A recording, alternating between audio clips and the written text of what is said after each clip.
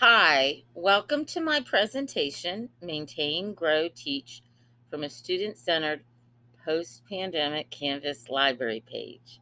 My name is Colleen Yarnell. I'm the librarian at Union Cross Elementary, and I want to apologize for my voice.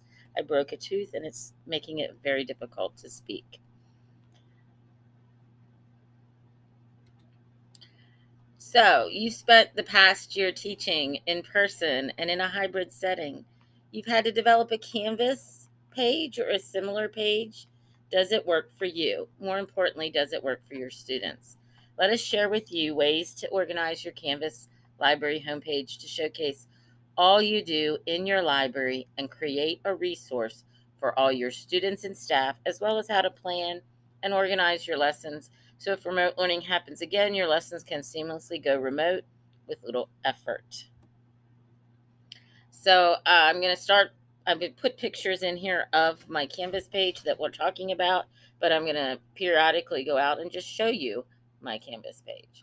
So on my dashboard, whoops, of course it's not where I left it. On my dashboard, you'll see pages or courses I'm subscribed to. I specifically put my course with a picture of me reading to students in the library, actually during book fair in the library, and I called my course Union Cross Library, UC Library.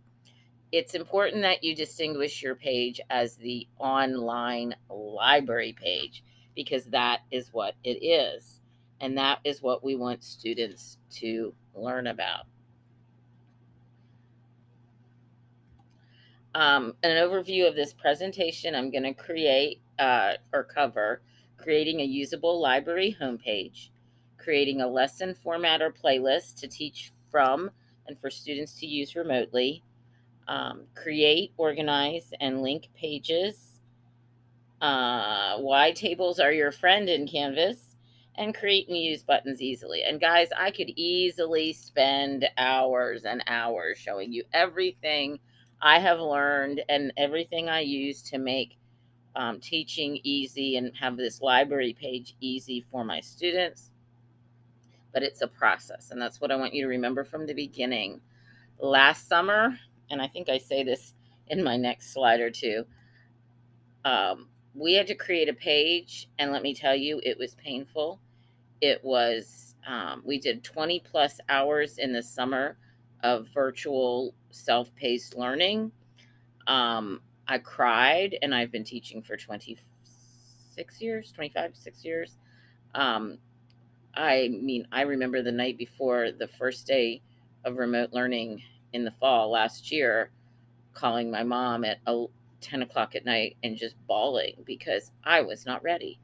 I knew what I needed to teach, but I was not ready to have it online for them to see. But it's okay. It all works out in the end. And actually, I do dances for joy now over my Canvas page.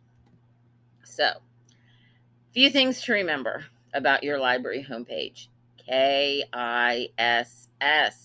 Keep it simple, smarty.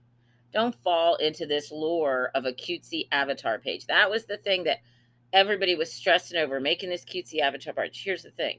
You don't need it. Put a picture of the real you on your page, just a small one, and keep your page simple and easy to navigate.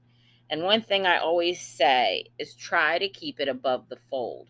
Remember, your students are probably using this on a tablet or a Chromebook. So if you make this big, long page, they're not going to be able to see it. One of the things I tried to do was keep the important things, what I call above the fold. So this is this is the beginning of my page. You can see the announcements. You can see the name of the page, which is the home page. And then you can see Union Cross Media Center. So they know this is the Media Center. I'm the librarian. Make information access your focus of your homepage. Don't get all cutesy. Yes, I did put a description at the top of my page, and that may be something I'm trying to shrink and maybe make smaller, but you want them to know who you are and where you are, but you also want them to easily see what you want them to access, which is the information part. buttons to connect to pages, all your details. Keep all your details on the pages. Keep your home page simple. Use announcements up at the top there. Use announcements to keep your information current. We don't have a lot going on at the moment. I really should have an EBOB announcement up there, but guys, it's been a year so far. But you can see I do have a PTA announcement because September was Joint PTA month. And so I try to promote that as I'm on the board, and it's something important for students, parents to join. And I try to never put more than 3 at a time. If you've got more than 3, you got too much going on. This is the important things to your students connecting to the library or the school. Remember, this is the front page of your online library. Think of what your students need to access easily from it. Remember, KISS, keep it up. Whoops, keep it up and let it stay simple. Oh, set it up and let it stay simple. I'm sorry, guys. This mouth thing is driving me crazy. Set up that home page and then don't keep changing it. Let your home page be the window and then use pages to contain all the information you need. And we'll talk more about pages, so don't frick. So here, if you scroll down a little, in fact, let's go to my page for a moment. So here's the dashboard. I'm going to click on this, and this is what pops up. Like I said, I'm still not liking that I have all this right here. I may shrink this down a little bit, but I'm keeping everything else on here because I'm keeping it simple. So a little tour of my homepage. You can see announcements up here. There's my little introduction. Notice I have Miss Yarnell, my email. I also have the Union Cross phone number. Now, students can access their inbox over here and inbox you easily. I have kids still doing it this year. They did it last year. Here's how my organization goes. This area right here is where I put important buttons. PTA button, authors visits and special days button, and then I'll often add buttons to the middle here. Right now I have a book fair button. Let me show you what happens when you click a button. It opens a new page. Now notice this just says book fair is coming, save the dates, November 15th through the 19th. Everything else says to be announced, to be announced. But when it gets closer to book fair, this is where I will put all the information, the online flyer, the link to the online book fair, all the other things that need to be to go with book fair, I will put there. And I can move, and this buttons are portable. Links are portable. So this button will not stay here all year. In fact, I'll be adding another button here soon because we're going to have Dogman the Musical. They can't come to our school, but we bought access to their live performance that we'll be able to show. And so I will create a button to a page that has all the information for students and teachers, where the show will be available to watch by teachers with their students. Any activities and things, everything will be put there, and it'll be right there, center stage on my homepage. This is the part that changes. Now, you might think, well, what's that author visit special days button that doesn't change? Well, let me show you that. And by the way, I'm double clicking and opening on a separate page so it doesn't open on top of my homepage. So look, there's nothing. This is a table, by the way. We'll talk about tables later. This is where I will put things. So like the book fair button, I'll put it here when the book fair is over with the link to that book fair homepage. The Dogman button, I'll put it here when it's over, or one or the other. It's not necessarily this is author visits, it's just author visit special activities. And I have a link here. It says click here for previous school years. Well, look at that. I can click on last year and you can see all the information of things we did last year. We had 2 virtual author visits with Max Brallier of oh no, I can't remember, the Netflix show based on the book series Last Kids on Earth. We also had Talitha Vickers, who happens to be a local newscaster as well as an author of a really cool book about a kid who wants to know why his dad has to leave because he's a soldier. Fall book fair from last year, which actually I think I probably need to take this. I think I've taken the link out of it. No, it's still there. I need to go back through and just make sure. But then we had my Angelou Day of Reading, which is a special activity we do in our area. Readers are leaders. These all link to the information lists, anything, videos, pictures. I can put all of that here. And even from 2019 and 2020, I still have things on here. And notice, look, I can go back to that list anytime by clicking the link. So I'm going to close that out. Just, again, one way to keep your information front and center for your students, your parents. I say teachers, but also your parents, because parents can be subscribed as observers and they can go in and see your pages and click on links. Now, I want to show you right under here, I put our social media. We have Instagram, a Twitter account. I put my library schedule right here. I actually put this in many places because people are always needing to know our schedule. So here's my schedule. And actually, I need to go in and fix this because as of Monday, we are starting a new schedule because we have added, I don't know, we're mixing up a bunch of classes. We're adding 2 kindergartens, collapsing a 2nd grade, and part of a 1st grade, and creating a 1-2 combo. Yeah, it's lovely, but that's what's going on these days and age. So I'm going to go back to my homepage. Let me just close that out. And I want to show you something I created just the other day because I've been meaning to do it. How many of you have playlists in YouTube for various things? Well, one of the things I kept meaning to do was get background music. By the way, I don't know that I told you this. We have Promethean boards in every classroom in our school, including all the specials classes and any place that students teachers teach students. So I've been wanting to get my background music out of YouTube out of the playlist, because you guys know when you play on YouTube, unless you run it through a filter, it's got all those darn ads and all that. Well, that's the great thing about Canvas. Canvas will filter all that stuff out for you. So I created a page, literally did this in like maybe 3 minutes, added a page. So to do that, you click pages, and you can see I have view all pages right here. And when you click view all pages, it gives you the list of all your pages, and you can click add a page. So let me just go back to where we were. And then what I did was I opened YouTube and went to my playlist and I copied all the links. And again, oh, look at this, a table.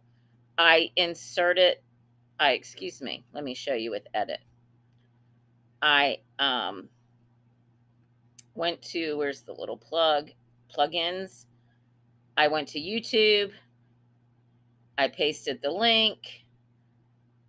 Pretend I pasted the link.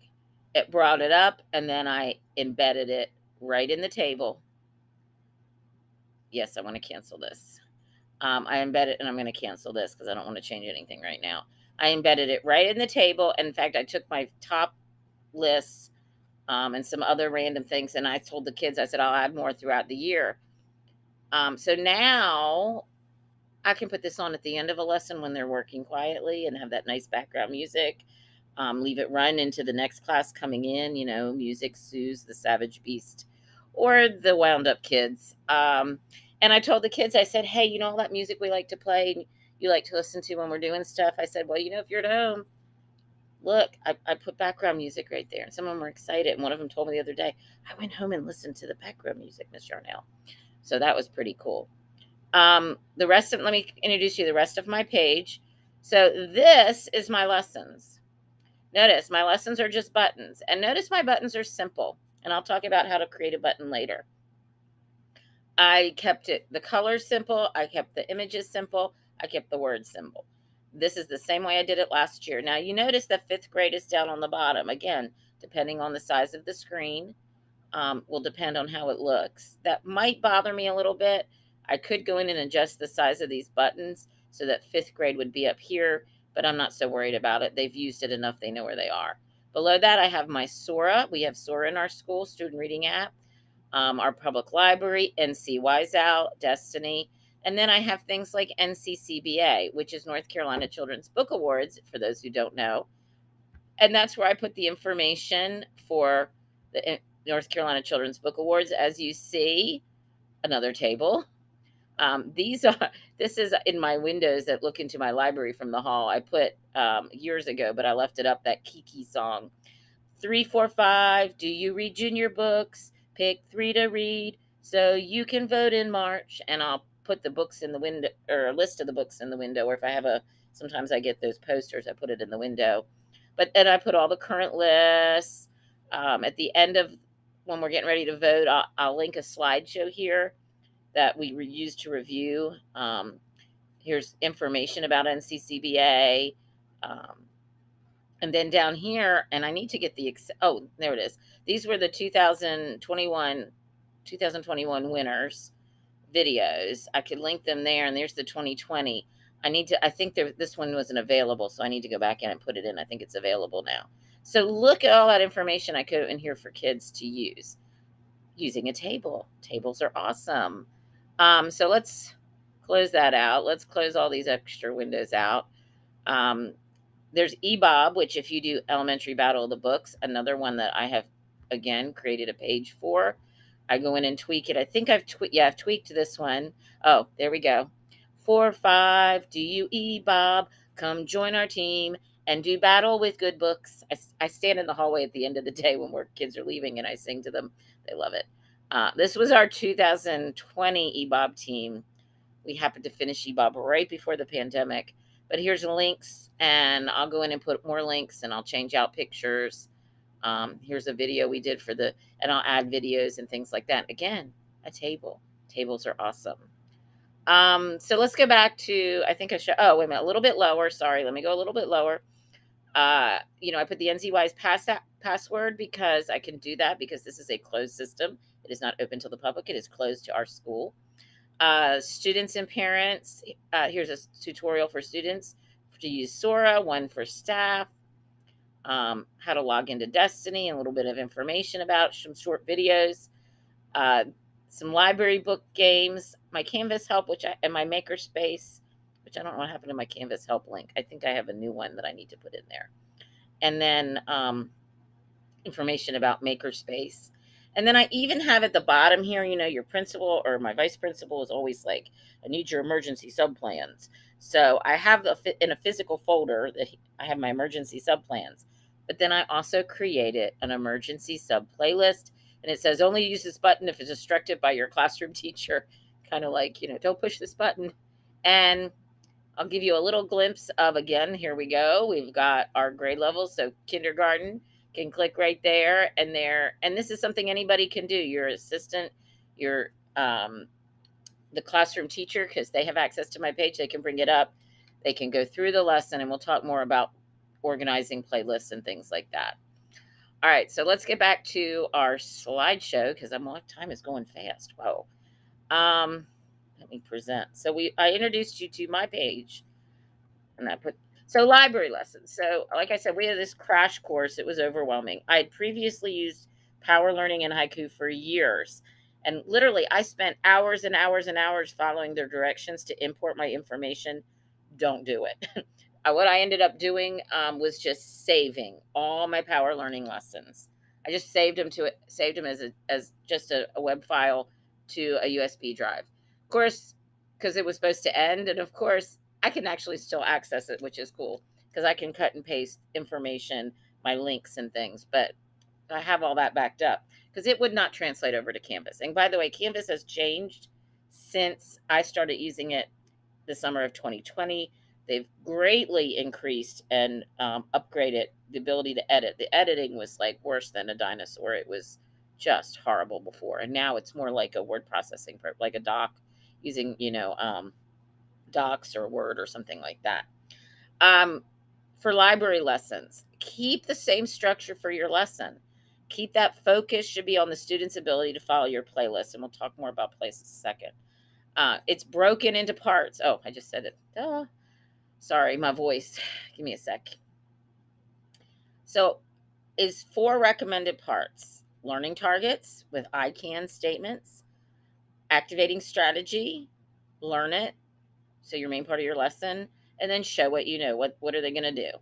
And then I added extra fun to all of my lessons, which is, usually it's a video, either a story or a song, or sometimes even a drawing video or something that would be fun, that would somehow connect to the lesson. And in Canvas, when you insert YouTube videos, we already showed that. I showed you how I embed those videos and you can also use embed codes, not just from YouTube, but from other places. And I will show you that in a moment. So here's a kindergarten lesson. Here's my learning targets. I can tell how to show integrity for a library book. And this is part of our Pride, Bobcat Pride, which is positive attitude, respect, integrity, discipline, excellence. I have a poster, and here it is in the activating strategy, but on my poster, it also says what it looks like in the library. Sorry. Wait a minute. Went too fast. There we go. So I have my activating strategy, which we review the letters of pride and we talk about integrity. And then I have my learn it. We're going to use Marianne's book. We've already done integrity with different ways. This is kind of the last follow-up activity where they're applying what they've learned about how to take care of your library book. And so again, they can go through, they can read this. I have a link there to a homepage for this book that shows the actual real Marianne the Hedgehog. If you didn't know it, there was a real Marianne the Hedgehog that Brooke Berg, the author, took care of. And then I have the show what you know. In this case, it's a picture, and I actually have a link to a picture. It's a Google Doc that they can see that they write their name at the top and they write the word no because they tell me, oops, in the previous slide, I can't say it's not on there. I asked them, what would you say to Marianne? She's sitting in this bathtub reading her book, and they would say no. So we're going to write that on the picture, and then they're going to color it. And then I put this song in about having a positive attitude because we talk about that all the time. So that's the simple basic structure. Notice it's a table.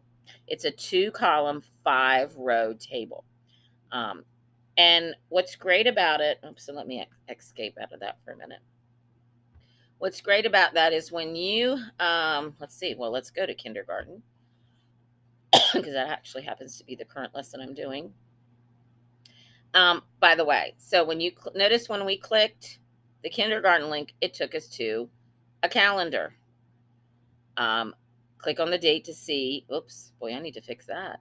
The lesson for the day, October, and then here's again is a link to the media schedule. Which I have to go in and edit the schedule now that it's changing on Monday. I just add a calendar on top. And the way I do this is I have let me go to Pages. This is the only thing about Pages that is an issue. Well, there's 2 things. Number 1, there's no search for Pages. And number 2, there's no organizations. It's literally just a list. So that's why naming things is a little important, and we'll talk about that in a minute. Oops, I went a little too far. Whoa. Okay, hold on a minute. Having issues with my touchpad. There we go. And there's a fly. Okay, so I scroll down here. Here's my calendar template page. So over here, when I create a page, I title it, and let's see, right here it has a button that says publish, and notice that it's not published. I don't want to publish this, though it doesn't matter. That nobody can see your things unless it's linked somewhere. Many times when I'm doing pages, like that whole playlist I showed you, I don't type that every time. I duplicate a previous lesson and go in and change what I need to. You couldn't do that easily before they changed the editing. Now it's no big deal, which is great because it used to be I literally had to type it every time, trying to cut and paste and everything. It would shrink the table. It was kind of a hot mess. Not a problem anymore. So I duplicate it when I want to duplicate it. Let me just say one thing. When you click edit, it wants you to edit the title. Do not edit the titles if you've already linked them. Canvas links to the title, not to the actual page. So if you change your title and you've got it linked, and like the other day, somehow I changed the title. I don't know what I did. I put an extra space or a dot or something, and I clicked on the playlist. I clicked on the calendar and clicked on the lesson. I can't remember what class it was. And it came up to an open, editable blank page. And I was like, darn. So I just went into Pages and I found it and fixed the link. But once you start linking your pages, don't change the title unless you want to go back and relink them all. I'm in the process, by the way, of deleting. I have a lot of duplicate because during the pandemic, when I was learning all this, I was literally creating a page for every lesson, every week of lessons. And it would be like fourth grade week of 9/12 to 9/16. And then I have one for kindergarten and first and second and third and fifth. And because I was trying to figure out this beast called Canvas.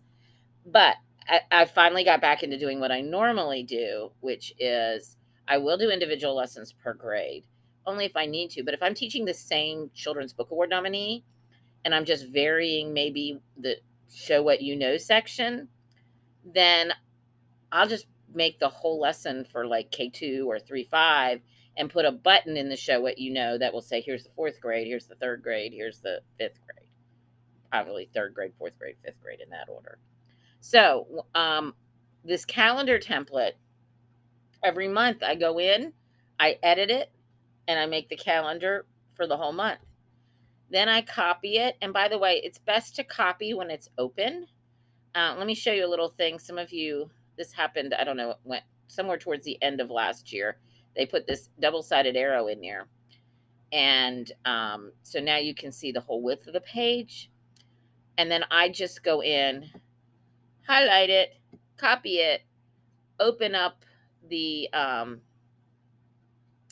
document and add it to the top, which is what I did Thursday for the new month started on Friday.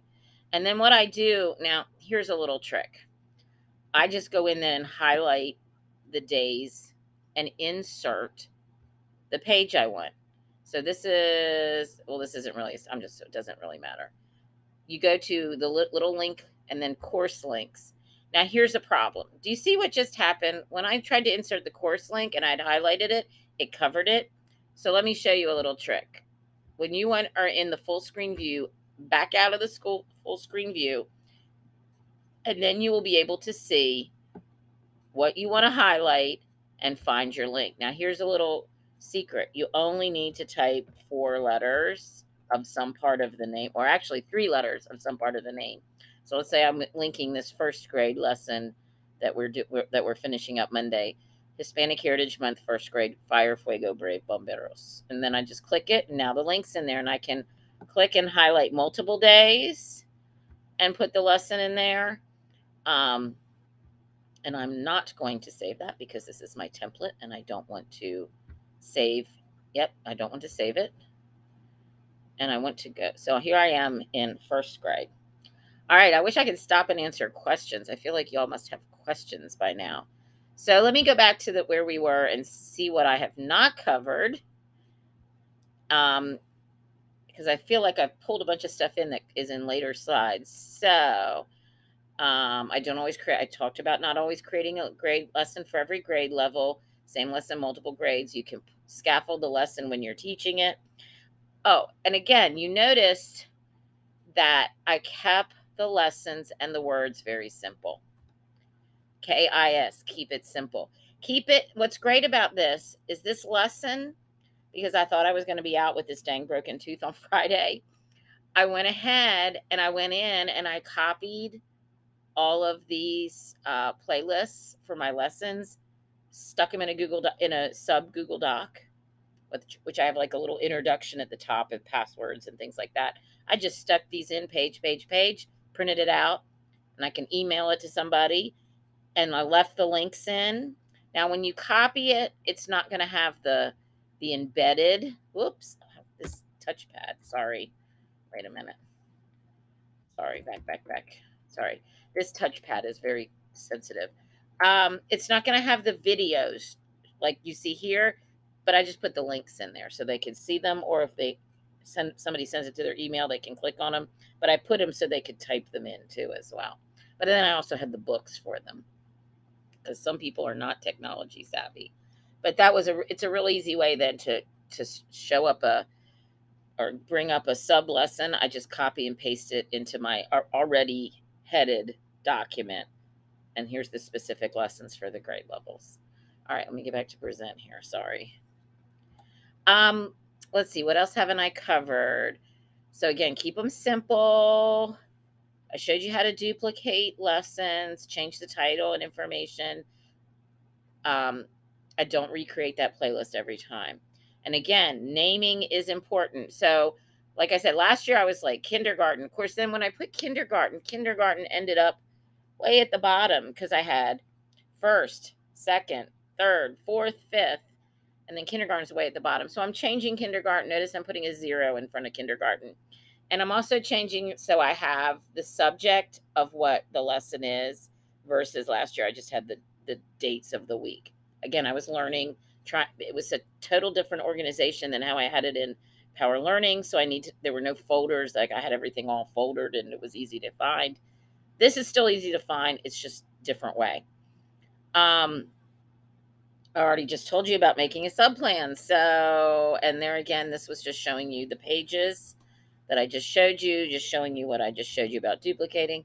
Tables. So I showed you a lot of tables. Tables are awesome. You should use tables in docs all the time because it's a great way to organize information. Keep it where you want it to be. And you saw all those pages that I had tables in to organize information. Playlists, specific pages. So we've already covered that. I can see there again, the Children's Book Award. So creating, organizing, and linking pages. I've showed you a little bit about that. In fact, I did. I showed you how to link, how easy it is to link the course pages, right? You can link them to, I was linking them to the dates on the calendar. You can link them to pictures, to buttons, to words, anything that you can highlight, you can link either a course page, but you can also put links to Google Docs, to websites, to anything you want. You can also, I think I said this, embed, like if something has an embed code, you can embed it right into where you want it to be, into your table. Some of those sometimes there's a video and it's not on YouTube, but it's got an embed code, and I put it right there underneath the text in my playlist. I talked about naming, talked about not changing the name. Whoops, how names have evolved. And I think I covered all that. So let's skip on. That's everything I just talked about. So create and use buttons. So buttons are a really great way to link resources and assignments for students. You saw I can move buttons around. I can put it on my page, but then when I'm done with it, I put it on what we've done this year in the library. And by the way, there's your documentation. Your Canvas page should be able to show all the stuff you do for your evaluation. Bam, look at all that stuff I've got on my Canvas page. I had author visits. We did a book fair. We did special days like Maya Angelou Day and all these other things. It's all right there. In fact, I need to create a Skip Prosser button for Skip Prosser Read Challenge that they do with our 4th grade students and Wake Forest University. But again, this has been a crazy year, and I have not done real library stuff in the last 2 years, and it's not getting done now either. As someone called me, a couple people called me, I'm the Chromebook coordinator, but let's not go there. So let's wrap this up because my goodness, our time is getting long. So, Canvas buttons. Canvas has their own buttons. Let me show you where Canvas buttons are. So let's go up here. Let's edit this. Let's find a Canvas button to stick on this calendar. We can always delete it. So you see where it says insert, image, course images. So over here, it's going to give images. Now, I accidentally put some of my, well, I don't know how. The previous way of uploading images was kind of weird and crazy, and I never really knew where they were going. I just knew how to upload them and how to find them, and the organization escaped me. And guys, I'm a techie. I'm going to tell you right now, Canvas was a dinosaur. It reminded me of my college days using DOS Word. Yes, DOS Word. I said it. And those of you who don't know what DOS is, I'm just that old. So if I scroll beyond these buttons, you see these are all buttons I have created and made. I'm scrolling right past all those because Canvas does have its own buttons. All these buttons you see here are Canvas buttons. It says load. You can load more. So they have their own buttons. You can use all their buttons if you want. And these are canvas buttons that are already in there as well. But you know what, guys? Creating a button is easy. Oh, and then I can just stick the button. Let's just click it. It's inserting it. Let me show you about, you can, well, it's not letting me. Hold on. I might need to close this window. Hold on. Usually it lets me adjust the button. Hold on. I might need to close this window. There we go. So you can adjust the size of your button. If you look, do you see the little box that says 148 by 148? I think I usually do like a 120 is usually my size button on my homepage and things. But I can change the size however I want. Like I told you, I thought about changing the buttons all a little smaller. So when kids are using them on a Chromebook, the 5th grade is up there next to the 4th grade. Doesn't matter. You can move the button wherever you want it to be. You can click the link and add a link to the button. Now you can, oops. Now I just clicked link, so I didn't, it was going to ask me to put just a hyperlink in, but I can do course links and find something, let's just say, if I wanted to link the calendar, do the calendar. Oops, helps if I spell it right. Here's all the calendars. So I could link the calendar. Bam. Do you see how the button changed? Now, if I hover over the button, let me close this. If I hover over the button or anywhere there's a link, do you see there's the name of the link that I just embedded there? But we don't really want it, so I'm just going to delete it because I don't want to change my calendar. In fact, let's cancel on that. So it's not that hard to put a button in.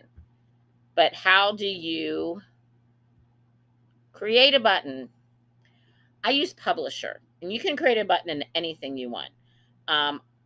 So I showed you how to do it, so let me just show you. So in Publisher, I create a 2x2 custom size document. So when you go into Publisher, you can say what size document you want. I have a 2x2. And then I use a shape, and this one I like the rounded corner shape. This is all the stuff you do to adjust that. You can change the line color. You can change the background color. And then I go in, I put a text box, and I name the button. This is my Readers Are Leaders Earth Day. I can insert an image. I can shrink it all down. Now, here's the key part. Once you've got your button, and by the way, I will use the same document to make my buttons. It's the same. I title it like Button Master or something like that. Once I create it, I go to Save As. Save As. I title it Readers Are Leaders. And then I change the file type to a PNG. I think you can do a JPEG too, but I'm so stuck on the PNG, that's all I use now is PNG. And then save it. And now I can go to, okay, let's edit this again. Let's upload a button. I can go insert, image, upload. I can browse. Oh, look, A buttons, canvas. And I put an A in front of the buttons on purpose so it would stay at the top. Look at all these buttons I've created. So I can find a button I want. This is what I used to create. I used to have a table at the bottom of every lesson. And I just would, because I didn't know how to organize at the time with the calendar. And so the button on the homepage would take them right to the lesson. And if they wanted a previous lesson, they would scroll to the bottom, and all the previous lessons were linked at the bottom by week. So I just click open, submit, and now it inserts that button. And I already showed you how to find buttons. Let me show you that again, because we went through course images, but then there's also user images. So I have all these user images, which is everything. Buttons, pictures, you name it, things that I uploaded. I don't have to upload like this anymore. We used to have to upload every image to put it into Canvas. Now you can do it different ways. You can cut and paste. You don't have to upload anymore, which is so nice. But I still upload buttons because those are things that I've created. Okay, so let me delete that. Let me go back and, again, cancel this. And you know what? I think we're about at the end of everything. Let me see. Whoops. Again, this touchpad. Sorry. Create and use buttons. Let me see if I missed anything. Nope, I think I shared everything about buttons. And then there's the directions. So takeaways from this. What I shared with you is how I make Canvas work for me. Use some of the things I've done as a starting point, if nothing else. Using Canvas is a learning process. I want to go back to my Canvas page, and I want to go to the home. Give yourself a chance to figure it out. It'll evolve as you learn how it fits. But one thing I want to point out is when I keep saying KISS, keep it simple, smarty. This basically, my homepage doesn't look any different than when I started. I've added these buttons here in the middle, but everything else I put in, including these buttons, were the first things I put in. Plus, I have to say, when we did the 20 plus hours of training previous summer, there was a special media coordinators training. So we didn't do just the regular teacher one, we did a media coordinators one. And it had us design a homepage with certain things, including all of these buttons, not this NCCBA or the EBOB, but all of these buttons and my grade level, that kind of thing. It said you need to have this on your homepage.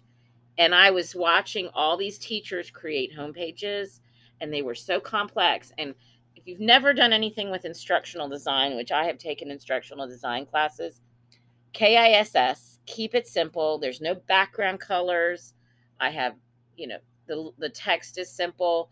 The colors are simple. I kept a rainbow of colors because that keeps the eye moving. It differentiates. I put the symbols. If it was Destiny, I put the Destiny icon. If it's NCYSL, I put the NCYSL icon. I tried to put icons that match what the button is. This is the Sora icon. This is the NCCBA icon. Keep it so that it's easy to use. And then go from there. It's flexible. Like I said, I added these buttons because I realized I needed actually, PTA button used to be up here. And then I was like, you know what? When I started doing things last year and I was using Canvas, I needed to promote this stuff. So I started putting buttons in the middle here for special activities. I probably need to change the size of the Scholastic Book Fair button, but it is what it is right now. When teaching on a daily basis, I always start with this homepage. Your students will use it if you use it with them when you're doing lessons. If you're modeling it, and even when they're not on the computers, they see you going. So usually I always start with the dashboard sometimes, depending on what we're doing, especially the beginning of the year when you have new students. And I didn't touch on this, but let me touch on this real quick because this kind of is important. How do you get students into your course? As a librarian, you do not have access to the students because the way music and art and PE who are grading do.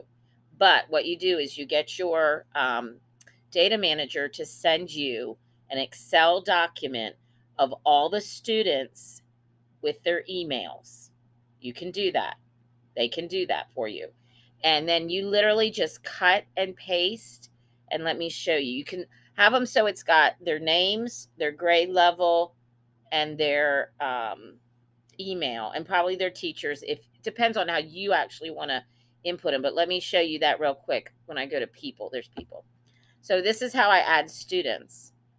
So when I was like, well, what do I do? How do I get students? I mean, in the beginning, we gave them a link that they could click on, but I already had students in here. So like, this child is a new student. He hasn't accepted my invitation yet.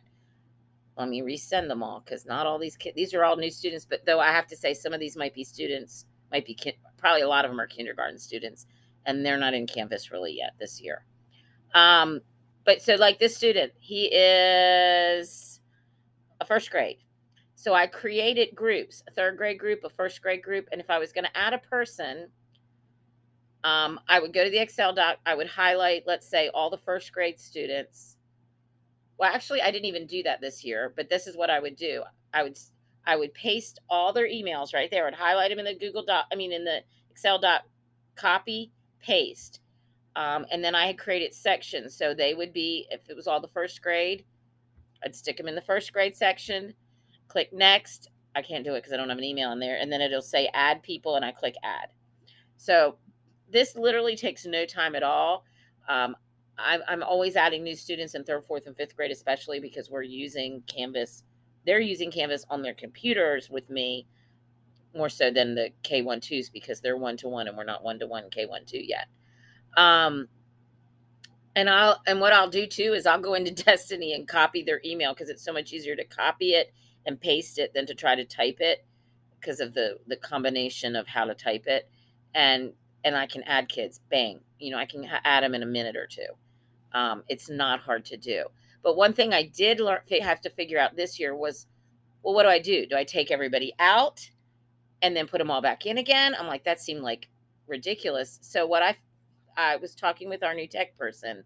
She knows a little bit more about some settings. You go to settings, and I went to sections, which I think this is where I connected my sections. And what I did was my fourth graders last year are fifth graders this year. So I edited this section and I renamed it fifth grade. And then the only thing, and I deleted, did I delete? I guess I did delete. I did delete last year's fifth graders. I think I could just X them out. I don't remember what I did, tell you the truth. But this is how I changed them for this year. And I think I could just go in and go into. I know what I did. I changed the name of the old fifth grade group to sixth grade, and then I went in and I literally just deleted everybody out of that group, so they're no longer in my course. And I then deleted the group. It didn't take very long. And then I added a new kindergarten class for this year. So I went in and upgraded everybody. So and you create your sections here. You can do it different way. Maybe you want to do it by class. For me, it was easier to do by section. Even when I do assignments, it's easier to have, 75 or 80 kids per grade level than to have how many classes with only, 17 to 20 or 25 kids. I'd rather just see them all. I can figure out what class they're in. That's not a big deal. All right, so I'm going to wrap this up. Let's see what else I didn't share with you from the present. Again, when teaching on a daily basis, don't already have your lesson up on your board. Have it on your class. So you are just going to your class, your homepage, and say, okay, guys. Oh, and you can say, hey, I have a new announcement. Make sure you share it with your parents or check it out. Hey, I added some stuff to the book fair. Let's look at that a minute. Here's our lesson. Let's click on kindergarten. It's Friday the 1st. And our lesson is Pride, Integrity, What Happened to Marion Books. Our learning target, I can tell how to show integrity for a library book. And you can go through your lesson. And again, you scaffold it. If you're doing a 3, 4, 5 lesson, which I sometimes have one lesson for 3, 4, 5, I scaffold it to those students. But the lesson itself is easily, for people who are quarantined, they can go in and see it. When researching, and when researching, so I said, always use your Canvas page. So if we're going in and in a lesson, it says, let's look up what Hispanic means. So I said, well, where do we go to look things up? NCYSAL. We open it up, and then we go through NCYSAL. Use the buttons on your page so students use them. We do talk about where other places are, like we can find some of these in Clever. Some of them, we've taught them how to bookmark them. But always go through your homepage. Show them by example that it is the database for the library online. It is your library online. And every lesson I point out the resources linked, what is there is including current announcements, access to the lesson. I think I just said that. So guys, I hope you learned something from this. I hope my voice wasn't too bad. It is killing me. This tooth is all cut up. But I hope that you learned something. If you have any questions, let me know. Don't be afraid. Get it organized. And guys, this is the best way to keep yourself organized, to keep your students organized, and to show your community, your administration, what you do. And start small and add. Maybe only do one grade level for a first. then add a second grade level. And guys, these lessons are here. I don't have to recreate them every year. I can go in and tweak them. I can go in and change the assignments, whatever, but they're there.